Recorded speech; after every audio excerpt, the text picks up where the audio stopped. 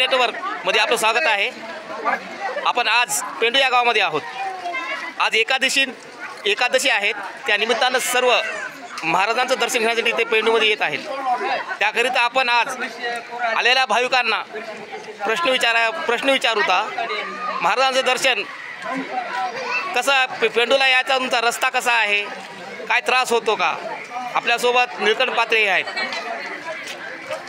Sir, आपलं पेंडू ते लोहा जाण्यासाठी मार्ग नाही, ते रस्त्याचं पाणी पूल नदीत पूल तुटलेला आहे, रस्ता नाही, पाण्याची व्यवस्था नाही आणि चितळी ते लोहा पेंडू या इथपर्यंत एक माणसाला पायाने सुद्धा जाता येत नाही।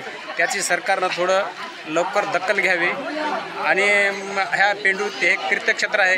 इथं दर 15 दिवसाला हजारो लोकसंख्या येते, जवळजवळ 10 ते 20 हजार लोकसंख्या इथं पेंडू ह्याच्यामध्ये दर्शनासाठी येतात आणि त्यांना येण्यासाठी रस्त्याची व्यवस्था नाही आणि पूल तुटलेला आहे। पूल ह्या आताच्या पाण्यामुळे पूल सगळा गेला आहे, पुलावरून जाता येत नाही, वाहन बंद आहेत, पायाने सुद्धा जाता येत नाही। म्हणून सरकारनं ह्या रस्त्याकडं थोडं तर ह्या वारकऱ्याच्या ह्या निवृत्तीनाथ महाराज तीर्थक्षेत्राकडं थोडं जवळून लक्ष करावं अशीच आमची विनंती आहे।